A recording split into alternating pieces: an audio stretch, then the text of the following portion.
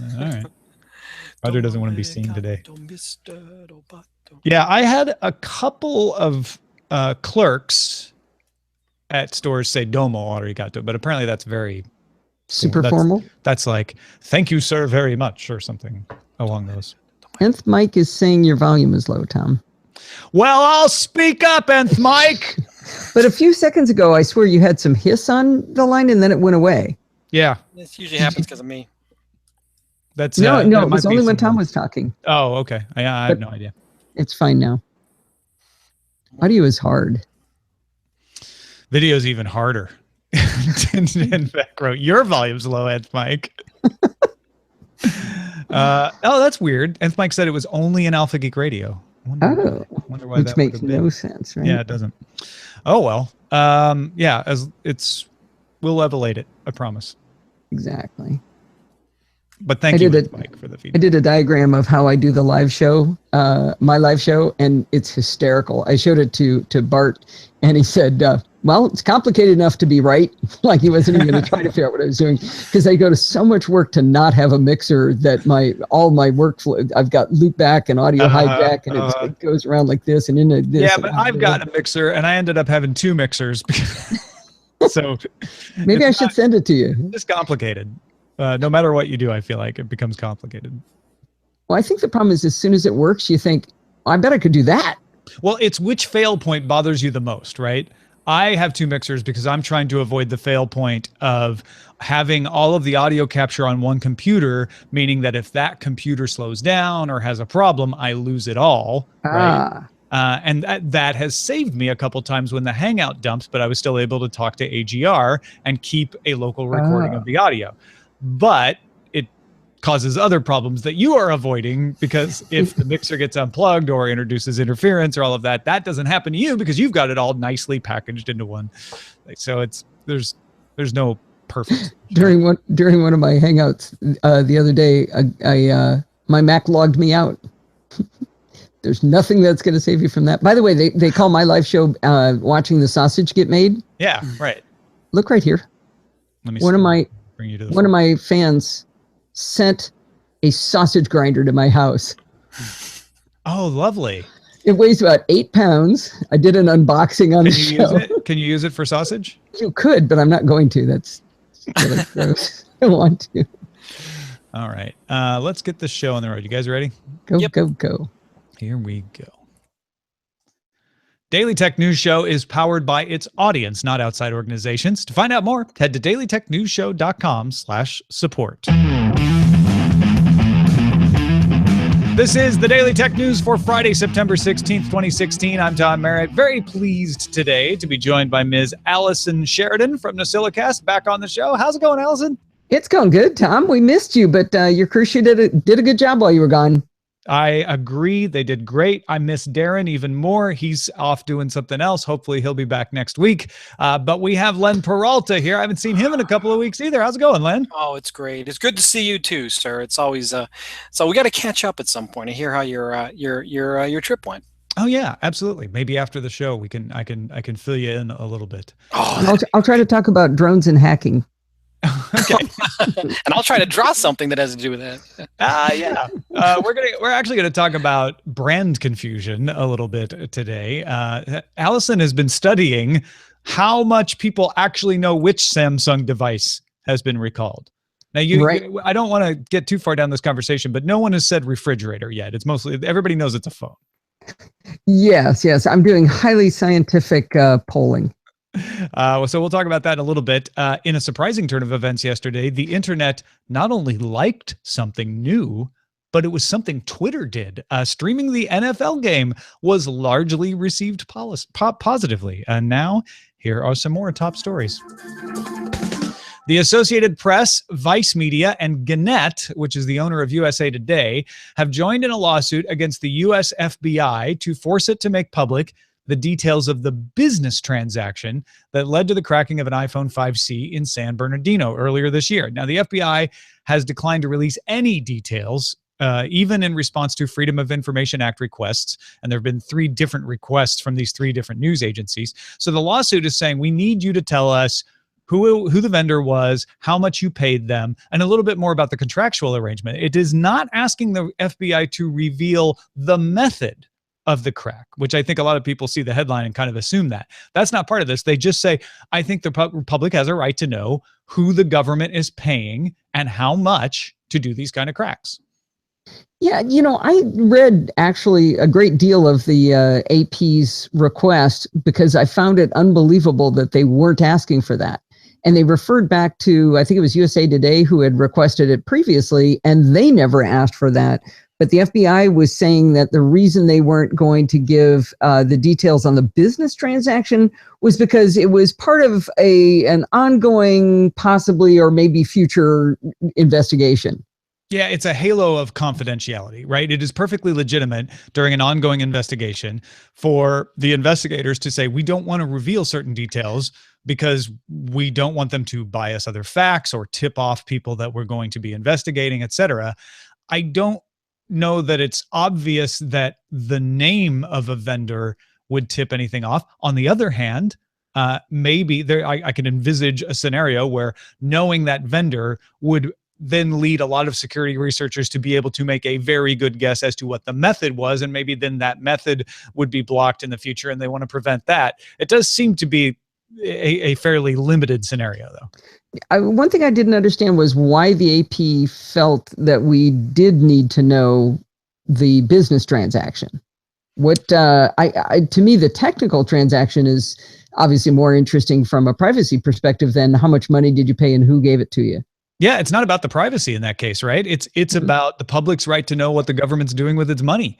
And saying, did you pay a legitimate organization? Did you pay an organization that has questions about its ethics, or did you pay some group of dark net hackers? And that's not. I'm guessing that's not who they paid, but we don't know. We don't know who they paid, and I think that is what the news organizations are saying: is public has a right to know who it was that you contracted to do this hack. I guess so. Yeah, where is Darren today? Oh no. You said dark hat, not white hat. Coincidence? I think so, actually, in this case. Well, iFixit has issued its teardown of the iPhone 7 Plus. The space once occupied by the headphone jack assembly is taken up by the Taptic engine and a plastic bumper, likely part of the water resistance feature. The 7 Plus has a 2915 milliamp hour battery, larger than the 6 Plus's 2750 milliamp hour battery. iFixit also found 3 gigabytes of LPDDR4 RAM, and 9to5Mac notes ChipWorks Teardown found an Intel modem, transceivers, and power management ICs. And I think that that second part was about the iPhone 7. And is related to how the new iPhones don't have CDMA. Yeah, it is one of the reasons that some of the models that used to have CDMA support don't. The most significant point to me in these revelations is that ChipWorks teardown finding those Intel parts. It had been rumored that Intel was providing parts. There's a very well-reasoned and long article from Vlad Savov on The Verge today saying that Intel should be worried about the new A10 chip from iPhone because Intel's whole future is based on chips, but having this many parts in an iPhone means that Intel has a good working relationship with Apple, and maybe, and this is sort of next step after Vlad's column, maybe Intel could convince Apple to use its foundries to create its future chips, because as we remember, Intel has decided to open up its foundries to manufacture of ARM chips. So I feel like this is a very positive thing for Intel to see Apple working with this many parts in it.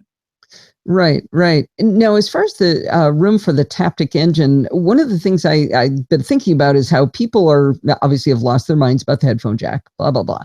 But what I don't hear people say is, okay, if you had a choice of a headphone jack or more battery and say a home button that doesn't break because now it's a Taptic engine instead of a physical button press, and it's waterproof, now which would you choose? Headphone jack. Okay, old man. I'm You just get over there and sit in partly the corner. imitating the internet, but partly giving you an honest answer. Like, I want that headphone jack. And yes, I totally admit I I'm want more just being battery. an old man. I want I more can battery. buy more battery. I can get a case with more battery. I guess I can get a case with a You headphone can jack. get a $9 There's dongle. one out there being, oh yeah, the dongle's great. Oh, but a Yeah. lot cheaper than a I never case. misplace a dongle. That's always the optimum solution, to have a dongle. You know what? I think the problem is just boys don't carry purses. I don't lose these things. Maybe that's all it is. I do. I have the little. I mean, like for the iPad Pro, right? It's for the pencil. There's a little thing that's a double-ended female lightning connector. Mm-hmm. I still have mine. I bet I'm the only person who's a better person than we are. Even if I carried a bag, I would lose it in the bag. It'd be in there and I couldn't find it. I mean, I have a laptop bag, so I speak from a little bit of experience here. It's probably in there.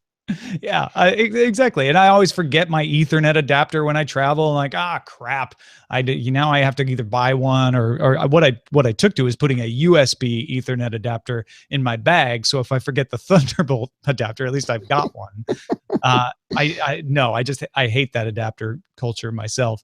But you'd rather carry a Mophie juice pack than a $9 dongle? Not carry. The case, a battery case.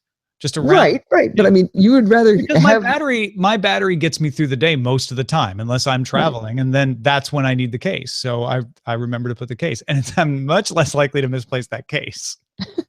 That's true. But I'm saying, what if you didn't need the case at all? Yeah, I know. Oh, well, you know what? I'm getting an iPhone 7 Plus, and I specifically bought it to test whether my fears are true or not, and we'll see what happens. Yeah, I guess. How about waterproof? I'm sorry, not waterproof. Splash resistance. Splash resistance doesn't matter as much to me, but so you've never drowned a phone? That is something I can understand that other people might say. I haven't. The only time I've ever had water damage to a phone was not something that splash resistance would have saved. I mean, I had it in my pocket and got into a pool, so it would have been the end. It might have though. Maybe. I'm not going to be walking around pouring champagne on it. That's all I'm saying. Oh, okay. All right.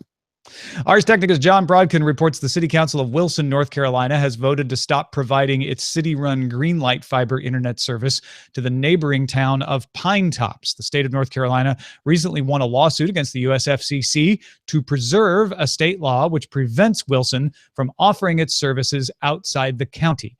So, about 200 Pine Top customers who had been getting Greenlight will now lose their service as of October 28th.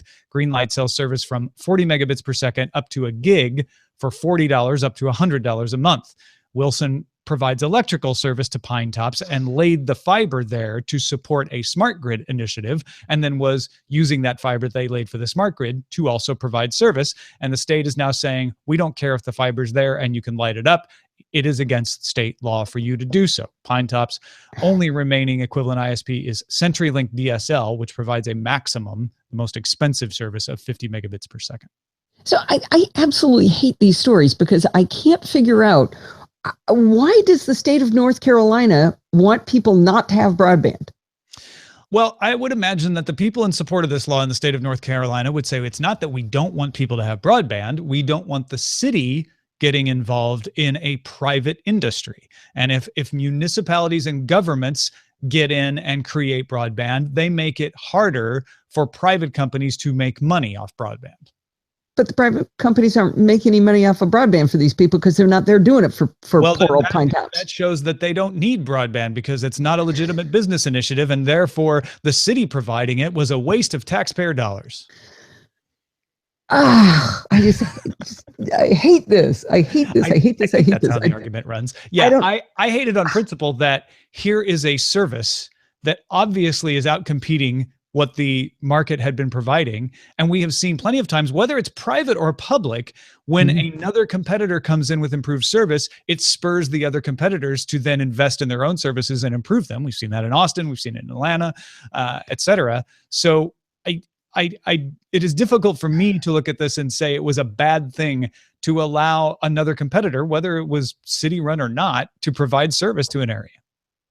Yeah, so you talk about like when they come within 50 feet of the end of Scott Johnson's driveway with Google Fiber and then turn left. Yeah, I'm not sure if that really bears on this, because I think that's just there was an artificial line drawn on the rollout. He should get it eventually. It's not because of one of these laws. But it is, here in LA, I know someone who can see across the street, someone who has Fios from Frontier, and they can't get it because, Verizon previously, which owned Fios here, and now Frontier has no plans to run that fiber across the street. Yep. Or our friend Diane, who's got AT&T Uverse, it's right there, and she's not allowed to have it. Yeah, and so the worst part about this is, since the FCC had said they didn't think that those state laws were enforceable, Wilson was providing service, and John Brodkin has an interview with a company called the Vic Family Farms that was relying on this fiber to support a high-tech packing plant. They think will not be able to be run under the existing CenturyLink connection. So you're now hurting business because this infrastructure is not there. And a lot of people have likened it to building a highway and then declaring it illegal to drive on it. Yeah. So let's be clear. The city and the state taxpayers did pay for this to be there, and now no one can use it. Exactly. Okay. Awesome. Moving on before I start screaming.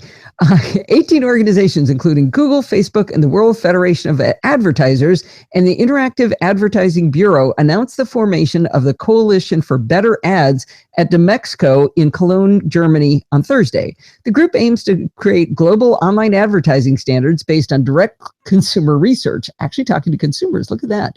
The coalition is a response to the growth in ad blocking. Ads will be scored based on page load time, tracking pixels, and the type of creative, which means banner, page takeovers, those kinds of things.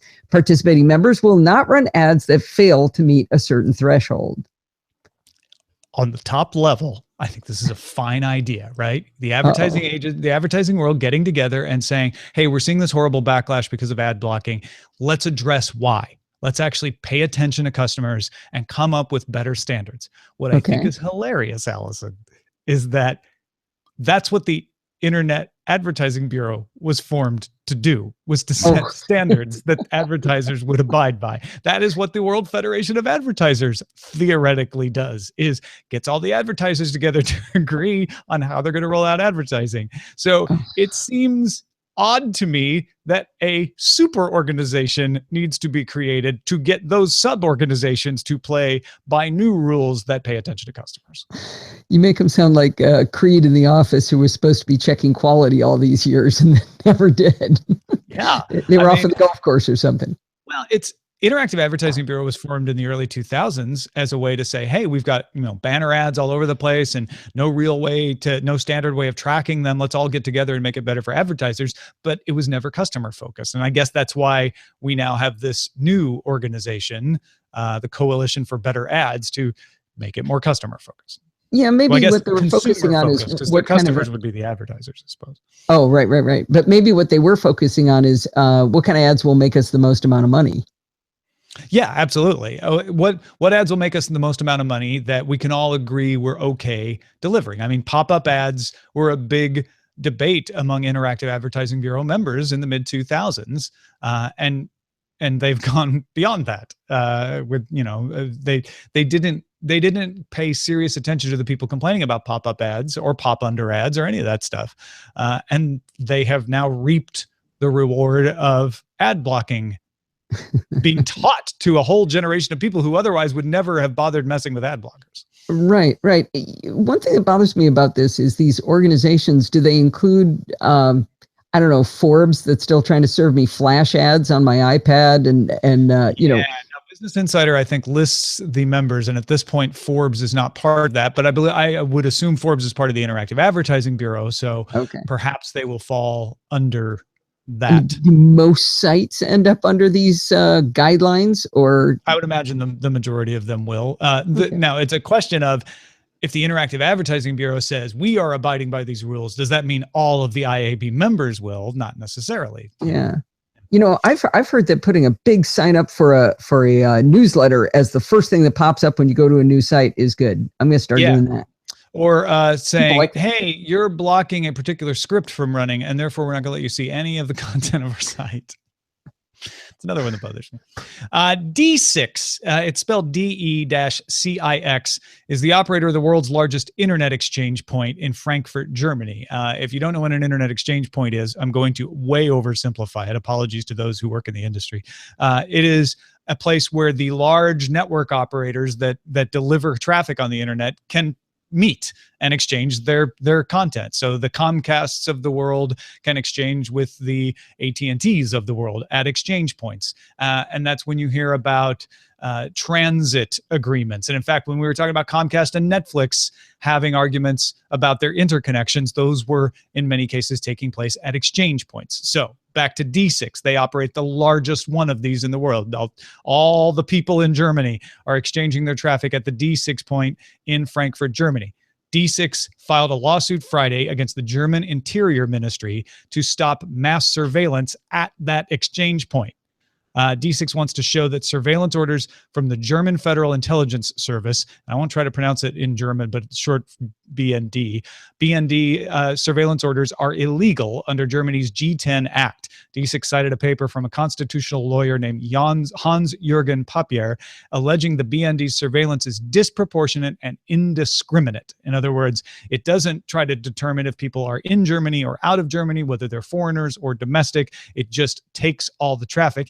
DE-CIX also says the BND violates the legal limit, which should be intercepting no more than a fifth of DE-CIX's available bandwidth at any given time.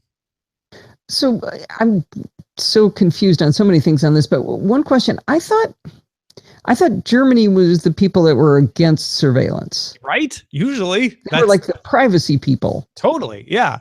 Okay. And they have all kinds of laws about what can happen on ISPs. But this isn't an ISP. This isn't a customer internet service provider. This is an exchange point. And apparently what the BND has been doing is putting a tap where the transit happens and just bulk collecting a ton of data. And DE-CIX says, this is not good. This is not legal. You should not be allowed to do this. You should have to have a target to do this. And a lot of folks in the industry feel like if this were to continue, if BND is allowed to do this, that a lot of internet providers will stop bringing their transit service to these sorts of exchanges. And it could even lead to a more siloed situation where, we go back to the AOL days.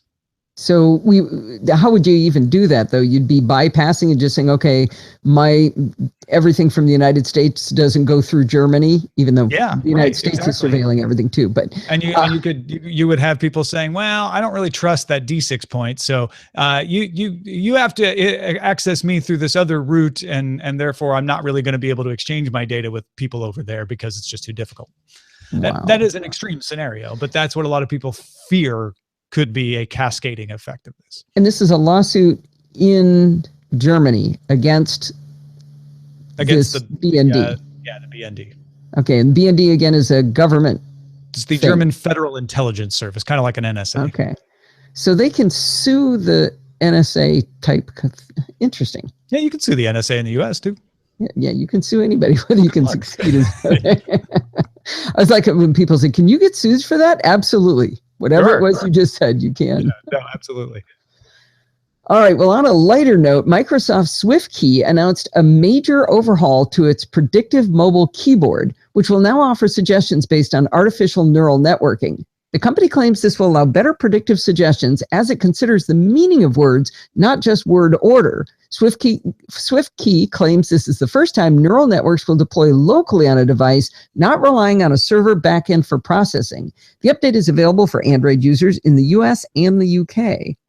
Now, you brought up an interesting point about this, which is the on-device processing of this is a big advantage for some people. Yeah, I used to work for a defense contractor, and we weren't allowed to use anything that ever talked to the cloud. So one of the things that was cool about Android was you could do language translation on device, but if you used an iPhone, it had to go up to the server. Well, this is the same thing. If you've got something that's doing predictive text that's going up to the cloud, and you work for a defense contractor, at least the company I worked for, that you would never be allowed to use it. So having predictive text that is using neural networking locally, I mean, just realize what that sentence is saying. These computers in our pockets are doing neural networking in our pocket. I mean, it's just They are really supercomputers It's in your amazing pocket. they don't explode. Yeah. Yeah, I'm going to talk about that in a second. But yeah, no, I love that idea of if I have no connection, I can still type and get the same benefit from SwiftKey that I would get if I were connected. I mean, I hate anything that is that fundamental that behaves differently if it's not connected. Yeah. And also, I mean, it probably doesn't use that much data, but it is nice to think like, hey, this isn't adding to my data connection if I have a data cap. So that's a benefit of it too. Just one less cognitive load item, I suppose. I really like it when I try to use Siri to call a phone number on my phone and it says, sorry, I don't have an internet connection. Yes. It's right there. Right. Because a lot of times you don't have data, but you do have phone service. You can send text messages and make phone calls. And yeah, that is a bad user no experience. Idea. Yeah. Well, thanks to all those who participate in our subreddit. You can submit stories and vote on them at dailytechnewsshow.reddit.com. So yesterday, Thursday, we mentioned this briefly in the show. The U.S. Consumer Product Safety Commission announced a formal recall of the Samsung Galaxy Note 7, recommending users stop using the Note 7, which Samsung had already recommended. Any of the Note 7s purchased before September 15th. If you are a Note 7 user, you can go and get a new Note 7 with a different battery. Well, you got to wait for it to ship. You can get a refund, or you can get a new replacement device. So you can opt to choose a different Samsung phone in replacement. CPSC also reports that Samsung received reports of 92 instances of batteries overheating, 26 reports of burns, and 55 instances of property damage in the United States alone. This is well over the occasional, like, hey, I heard about a battery exploding and it's one incident. These are quite a few. According to Samsung, replacement Note 7s will start arriving at U.S. retail outlets on September 21st. Recode reports as of Thursday evening, only about 130,000 Note 7 devices had been returned so far. That's less than 15% sold. It's not shocking to me when it was unclear exactly how you could get what you could get. And at the time, if you went to one carrier, you'd get a different answer than if you went to another. Samsung also facing criticism for a slow response to formalizing recalls in China. Customers and retailers were angry in China when that country was not mentioned in the original recall announcement on September 2nd. Samsung says that's because most of the Note 7s sold in China did not have the defective battery. They say only 1,858 Note 7s in China had the faulty battery, and not all of the Note 7s sold needed to be recalled because of that. But again, a lot of confusion about that, because even here, it's like, well, which Note 7 do I have? How do I tell? And that's the least of it, because Allison, you brought up the point that a lot of people out there, and we read your email about it yesterday, just know it's a Samsung thing. They don't necessarily know the Note 7. Yeah, I started thinking about this along the lines of what do muggles or normal people think about this, and what are their connections. And so I did an incredibly scientific study by tweeting out and hitting on Facebook about an hour ago to see asking people, ask your friends, what is their reaction to this, or what do they know? Just ask them, did you hear about this phone exploding? Which one was it, or catching on fire? What's shocking to me from my incredibly scientific set of 12 data points is how many people responded, what are you talking about? They didn't even know about it, which says that this 15% have been returned thing. Good news for Samsung. Yeah, there you go. And then the next biggest answer was something like, I'm pretty sure it was Android. It was the one with the pencil with it. I know it's Samsung, but I don't remember. I don't know which one.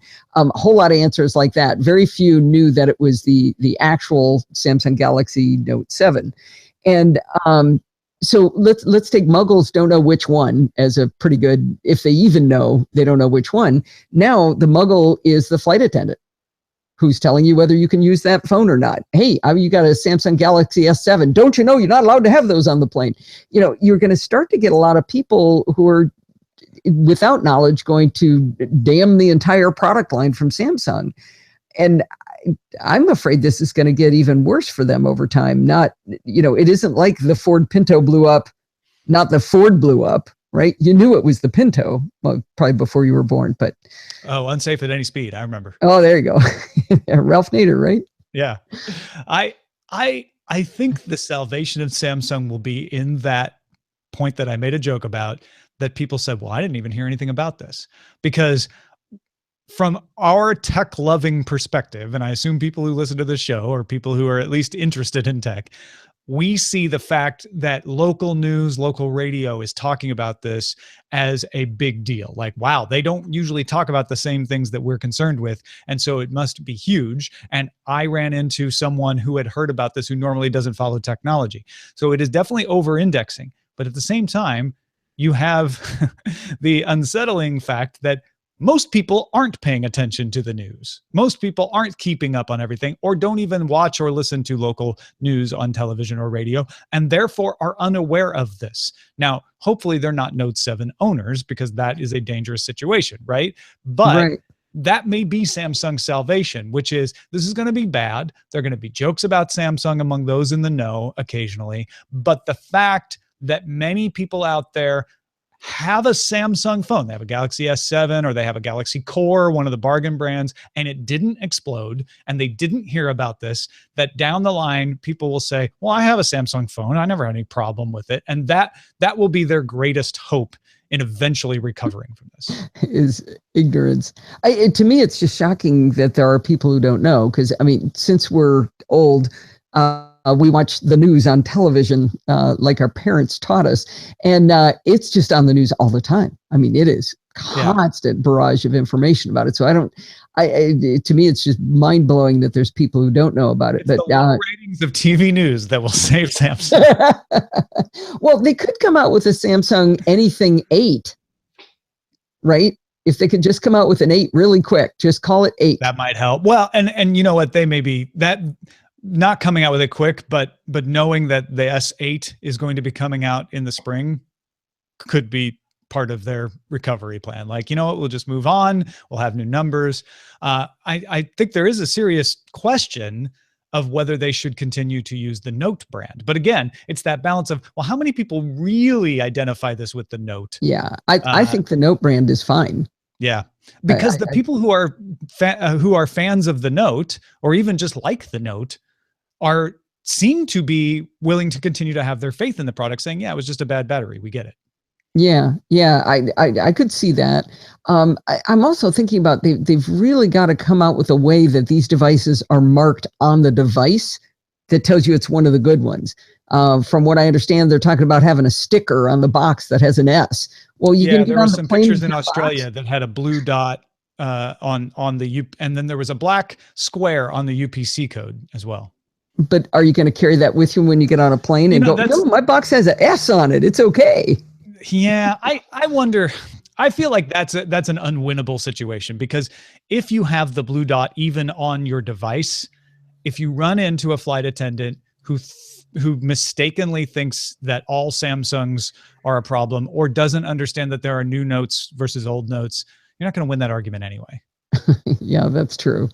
Because and this is no disrespect. I have all the respect in the world to flight attendants. And because of that, I know that they have way more important things to do than to try to keep up on what marker makes a Note 7 a thing or not. It is just much easier to say, you know what, Note 7, not allowed. That's just the way it's going to be. But they could easily just say Samsung.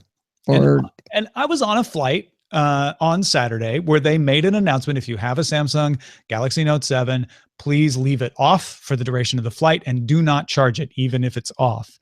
Right. They were not going around checking. They were not looking at everyone's phone. They were basically saying, we're making this announcement and we are relying on you to obey it. And that's probably the only way they can do that, is give them something to read that says that, because like you say, they've got better things to do than study, little nerd models like we'd like them to. Right. And certainly right now, if I am a Note 7 owner, I do not want to risk that thing causing any kind of fire on a plane, right? So there's a big incentive for you to follow that rule. I'm not saying every single person will follow it, because people do crazy things, but those people might figure out how to charge it anyway by hiding it under their leg or something. So what are you going to do? I did see some people asking, well, what's the difference of whether it's in the cargo hold or in the cabin? And I think the difference that people need to understand is a fire you can see versus one you can't.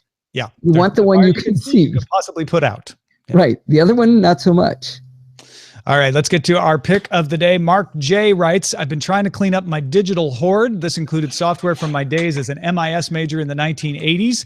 With moving to Windows 10, I've been missing my Windows XP emulator from Windows 7. And in this particular case, I just needed a solid DOS option and I came across DOSBox. It works really well. All those old DOS programs loaded right up, and I could be reminded why I had not run them in years.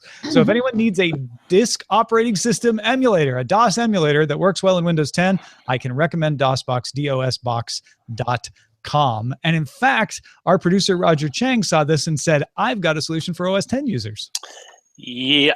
Whoops. Let me stop this. Yeah. Yes. Sorry. So basically, if you want DOSBox, you want to be able to emulate MS-DOS on OS 10. DOSBox actually is available for OS 10, but you actually want to get DOSBox. And what makes DOSBox so awesome, let me just share this window real quick, is that it has a GUI front end. And that means you basically don't need to do all the command line stuff that you normally have to do in DOSBox to get a game running. You just said DOSBox twice. What do you need for OS 10? I'm sorry. Boxer. Boxerapp.com. Got it. Boxer is the app that you want. That is essentially DOSBox with the GUI front end for OS 10 users. The great thing is all you have to do is, if you see this little window that pops up, you just grab your disk image, or if you get a disk ISO, you can just drop it in here. Boxer will figure out what to do with it, install it, give you the most prevalent options for sound cards, which is the big thing for a lot of DOS games. And once you're done, you can pretty much click and go. And the great thing is, once you're done, once you set up a profile for a specific game, you just have basically a virtual library. You click on it and it launches the game. You don't need to go back, figure out any kind of arcane DOS commands. Great way to use old DOS programs in OS 10, and it's Boxer at boxerapp.com. And the best part is neither one of them explode. DOSBox or Boxer app. I love stuff like this. This is why the internet is awesome. Because somebody figured this out and shared it with everybody else, and it's just such a ridiculous thing to go do, and I love it. We'll have links to those at our show notes at dailytechnewsshow.com. Send us your picks, feedback at dailytechnewsshow.com. Quick email from Jason in New York said, yeah, viewing inappropriate content dominated the headlines as the reason they removed the browser from those Link NYC kiosks. But he also wanted to point out that some people were setting up living rooms around the devices with street furniture, sometimes newspaper racks, and monopolizing the terminals for hours at a time while watching perfectly innocuous YouTube videos. The kiosks currently have and will retain a Google Maps app, as well as an app for accessing city services. And Jason says, well, I think removing the browser was with good intentions for the public good. I think this also opens the door for Link NYC to maybe charge content providers to place their apps on the kiosks in the future. So it wasn't just the porn. It was also just dominating. But people are sitting around with couches and magazine. Yeah. Turning it into a little living room. That's hilarious. We got a lot of folks who wrote in with their responses about the decline of smartwatches. Brian has a first-gen Moto 360. He uses it to control music, especially when his phone is connected to the car by Bluetooth. And he thinks the slow adoption of watches has to do with price. He says, that's one of the reasons I haven't upgraded from the first gen. I spent a lot of money on this watch, and I want to keep it as long as I can. Brett has been a Pebble user for more than a year, loves the battery life, also uses it for volume control, just like Brian, but finds it the best notification tool around, especially when his phone is across the room or he's in a situation like a meeting where he can't take his phone out. He too says he'll only upgrade when his watch is at death's door. Brendan uses a Pebble Time and especially loves that notifications don't lead him into getting distracted by other apps, as happens when he checks notifications on his phone. And finally, Harihu has a Pebble Time Color, loves the battery life, the phone controls, the notifications, but he points out the fitness tracking is a nice bonus that he didn't expect. He finds himself walking more places to get those extra steps. Well, I have lots of opinions on this too, Tom. You old man not wearing a watch, or young man not wearing a watch. I don't know. I used to wear a watch, so yeah, I go back and forth. Yeah, I'm a big fan of the Apple Watch and was of the Fitbit, both for fitness reasons. And one of the things I've been thinking about a lot is how people say things like, well, if you're a serious athlete, you're going to use a Garmin. And it's like, okay, that's fine. That's fine. That's great that those people do that. But let me ask you, Tom, are you a runner? I am. Yeah. Are you a runner? Well, no. Maybe not, right? But I bet there's a lot more runners than there are, or the people who just like to go out for a little walk and trying to get a little bit more fit and just doing a few more things, where the fitness stuff in the Apple Watch, especially with iOS 3 and watchOS 3 and iOS 10, is significantly easier to use. I did a post yesterday about that where I walk through all the things that are better and how much faster and easier, and being able to share stuff with your friends, whether it's for smack talk or for encouragement, depending on who you are. It really, really works a lot better. The Apple Watch was real, swipe, tap, push, hold, lift your left foot up kind of thing to get things to work. But I do also use it for, I don't even bother looking in my purse to see if that's where my phone is. I swipe up and I go ding, and yep, must be in my purse. Why bother looking? I can hit the button faster and find out where it is. Although you were out on your walk today, and I tried to get in touch with you, and what I was sending you, which is the new iOS 10 things, didn't seem to be translating to the watch very well. Well, actually, they were. I could read what you wrote, okay, but I couldn't. So I wear prescription sunglasses, and they're polarized so that I can't see my watch.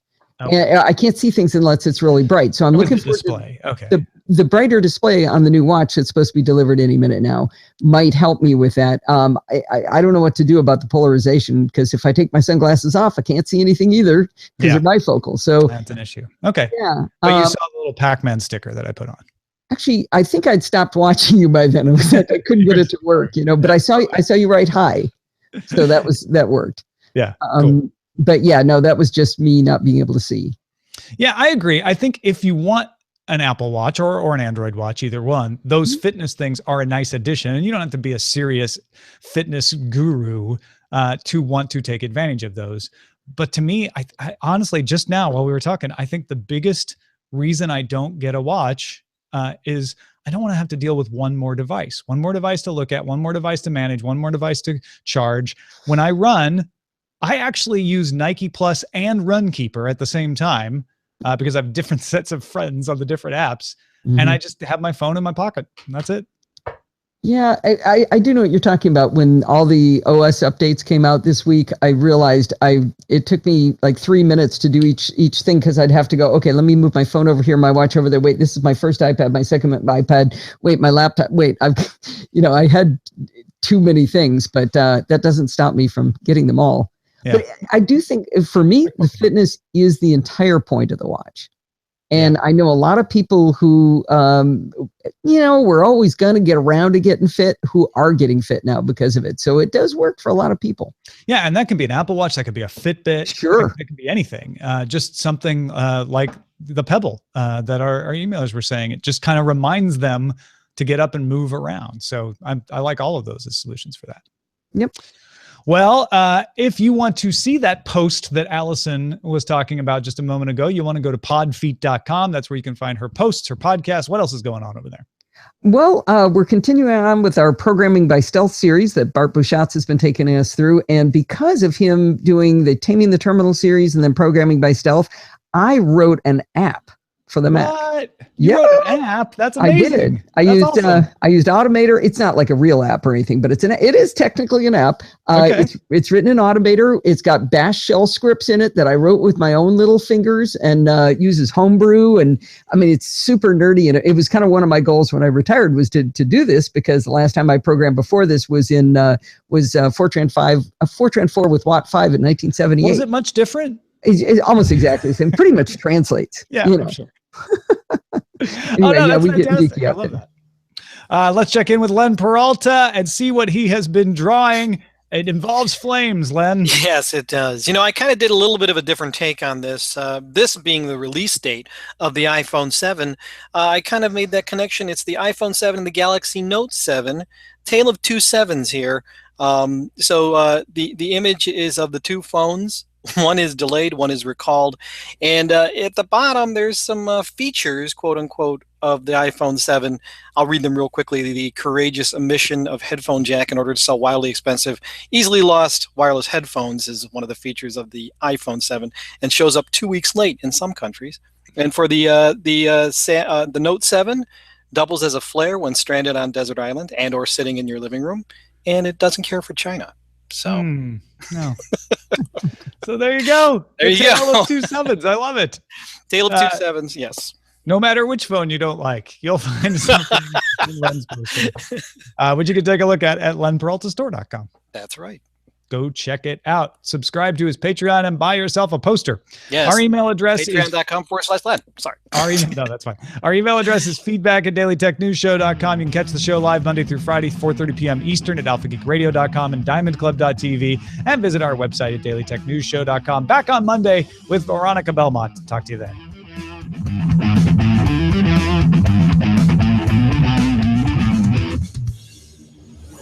This show is part of the Frog Pants Network.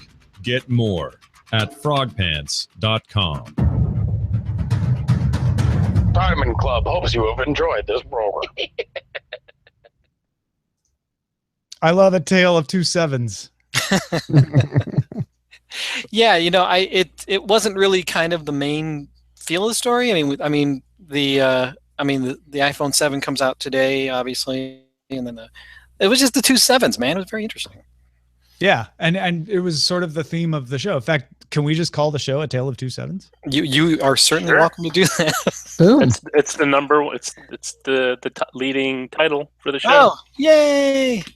I did something. Yay!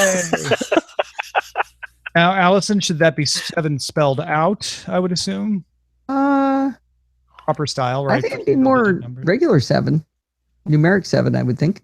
That's not proper AP style, though. Oh, there you go. Well, actually, if you can get another number into the sentence, then they can both be. You just don't want to mix them. 77 sevens. No, I think you're right, though. I think you have to use the numeral because that's the way the it brand appears. Yeah, exactly. Do you keep Strunk and White at your fingertips? Not on my fingertips, but there's a copy over there somewhere. Mine's right there. And the AP style book is what I was raised on. Very different from Chicago Manual style, however. So I get in arguments with copy editors from time to time because no serial comma. I remember when I was first working that back when secretaries typed your letters for you, wrote them out by hand, and they typed them for you. The woman put A before an acronym that sounded like a vowel. So it was an MSC Nastran model. Mm-hmm. And she changed it to a MSC Nastran model. Yeah. And I told her no, and we got in this huge fight about it. I'm not joking. This was in 1980, and I'm still pissed. I remember exactly. I want to say Chicago Manual of Style says to do what she did. And really? I'm almost certain that AP style was to make the definite article modify the way you would pronounce the acronym. That's right. If the acronym was pronounced like a word, you would go by that. If it was read serially, then you'd go by that. Yeah. I mean, because the whole purpose of the "and" is to break it up so you don't go "m." Yeah. That's right. its purpose. So, but there's a theory in some style that even though you're writing the acronym, the reader should go to the effort of saying the actual thing, because the acronym is like MR period. You still say Mr. in your head. But MSC stood for McNeil Schwendler Corporation, and right. nobody would ever say that. Every reader should say McNeil Schwendler Corporation to themselves when reading it. That's the theory, anyway. Which is ridiculous, isn't it? She was wrong. Yeah. I went to my boss about it because, the thing that really made me mad was after I told her to change it, or I changed it, she changed it back before it went out. Copy edit fights. Good times. It's horrible. What really starts to get you is when the copy editors start moving into content choices. Because they just think it sounds better. And then you're like, wait a minute, that's not copy. That's not even style. Now you're just changing my sentence. Yeah, I've started having Steve edit my blog posts. Uh-huh. That's a good way for marital bliss right there. Oh, I'm sure. Yeah, that probably never causes any kind of argument or controversy. I found out he was taking out my commas in a bunch of cases, and I proved to him that I was right. Commas. I don't even know. I've never learned the proper use of commas. It's a blind spot for me. Oh, mine is semicolons. I use them as my text expander trigger because I don't know what to use them for other than that. They're like this key that never gets pushed. You can kind of safely avoid them. It's. I don't think it's ever wrong not to use a semicolon. They're just a tool to be deployed. I always use it when I have a list, right? Mhm. Or is it you have a list of things? No, lists No? are supposed to be commas. You can No, do no, it. like- I think you can do it either way. Yeah. No, like when you do a list, like all the things, like for example, things not to do on a vacation. I mean, I guess you can put it Things there. not to do on a vacation, semicolon, is what Yeah. you're saying you do? Yeah. You don't have to do it. No, that that way. No, would be you don't have to. colon. That would be a colon. No, you're not. I was told in my freshman or my freshman or was it is it 9th grade that no, that wasn't the use for a like for example, if you're writing out. Semicolon is a punctuation mark that separates major sentence elements. A semicolon can be used between two closely related independent clauses, provided they're not already joined by a coordinating conjunction. Now Oh, we need to good. give The grammar. oatmeal has an explanation. That ought to be good. Use a semicolon between items in a list or series if any of the items contain commas. Oh, well, that would be handy because I've always wondered what to do with those commas. So wait a minute, was I wrong or right? Well, there's Yes. a case where it's. I need closure. There is no closure except It's the English language. It is what it The is. oatmeal says the common way to use a semicolon is to connect two independent clauses. For example, the ice cream truck man drove by my house today. He had big hairy knuckles. You could also just use the full stop. I guarantee you it wasn't his knuckles that were hairy. You take it so Getting many Tim. ways. And what's great is I didn't say anything lewd. It's just people's minds go there. By the way, you want closure? SP Sheridan is weighing in the chat room saying, use a colon to precede a listing of items in a sentence. Ah, see there. Brings so many different things full circle. Oh, so here it is. You do a semicolon to introduce the list, and then if the things in the list have commas, you get to use semicolons between them. There, everybody wins. I think you can use either a colon or a semicolon and really you shouldn't ask me. I have no idea. I'm horrible at all of that. My friend who's a copy editor and has done a bunch of my books just is like, can I just do the commas in your book first and then accept all those changes? Because You're never right. yeah, exactly. I'm like, yeah, there's no need to torture both of us. See, I think it's okay if you do these kind of arguments just in fun with your family, like Steve and I nagging at each other, but we extend it off to other people, and then back to nobody wants to come over. So you're a poo starter. A poo starter. Bear. Oh, Tom, are you cheating on me with Runkeeper? I'm not cheating on you. I'm providing my friends on Runkeeper with the similar stats. As Oh, Nike Plus okay. friends get. All right.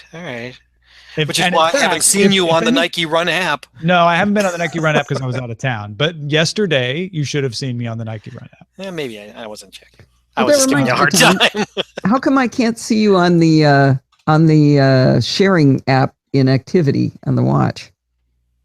I don't have a watch. Oh, I'm sorry. I thought that's what you were writing to me from. You were doing No, I from was just iOS using the 10. new Oh, iOS okay. 10 messaging stuff. Ah, okay. Never mind. That's why. That explains that. Okay. Well, I my did add son that is email address to my contact information. here. I'm going to go say hi to him. All right. Tell him we all said hi too. I will. Well, I don't know. Roger, did you say hi? Okay. I said hi. Okay. It's an unspoken hi for me. It's like a silent K. Like I've a never nod, met him. like a nod. How do you punctuate that? All right. Goodbye, guys. Thanks, All right, Alex. see you later. Take care. With a semi-comma. Semi-comma. Wow. I am leading the month, man. Oh yeah, no, I didn't. I should have turned it on when I was walking all over the place on vacation, but I didn't do Yeah. any actual running. So Well, yeah, that's tough to do. It's sort of I'm doing walking and running. well, yeah, I would walk like 10 kilometers in a day, and then I was like, I'm not going running now. My legs are dead. I was walking up these like staircases everywhere.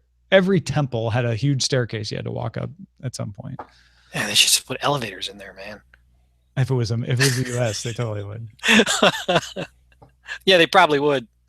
They had elevators in the train stations and stuff, but not at the temples. No. Wait. All right. Did you know they were making a Blue Thunder remake? No, I did not.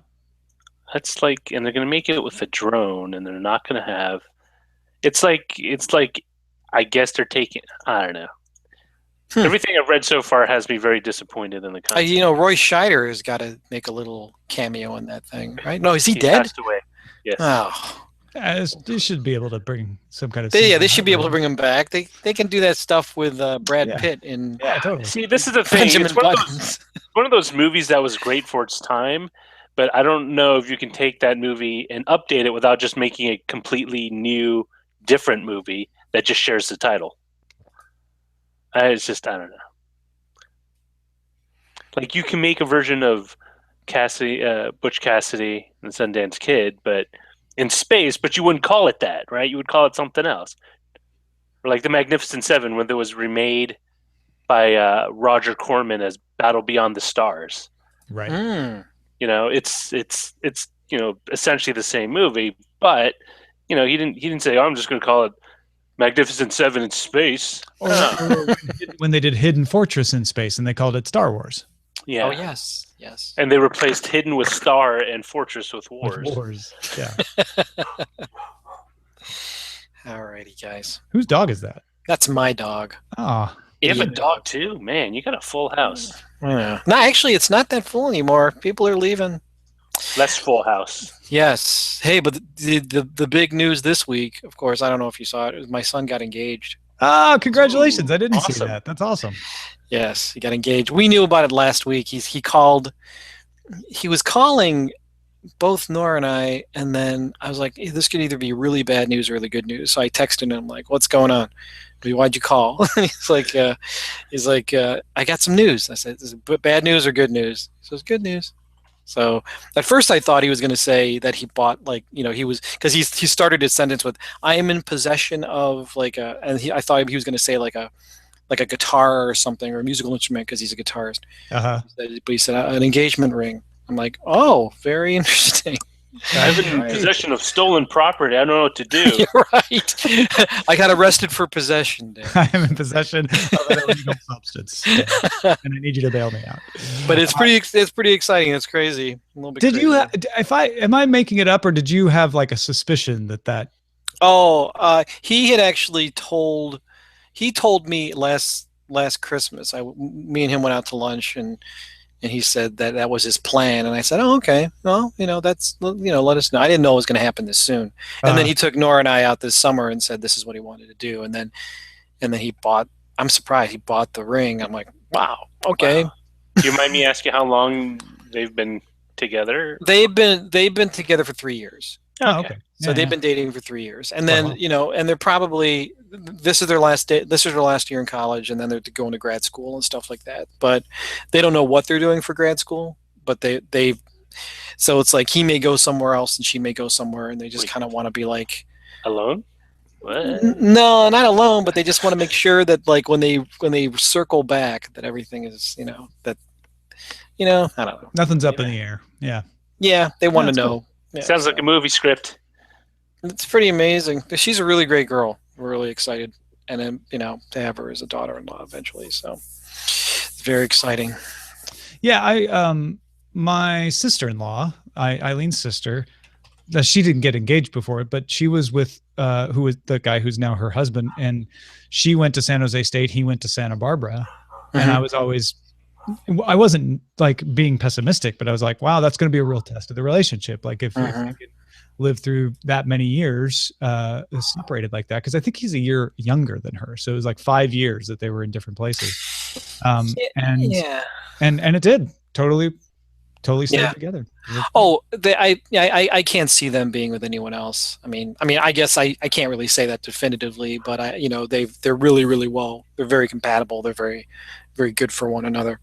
And I happen to think that, that they may end up going to school together again. You know what I mean? Like, their grad school thing may, because it's like you have some lofty ideas. He wants to go overseas and she wants to go across the country. And it's like, well, logistics and financials, it's all, who knows, Right. So I guess we'll see.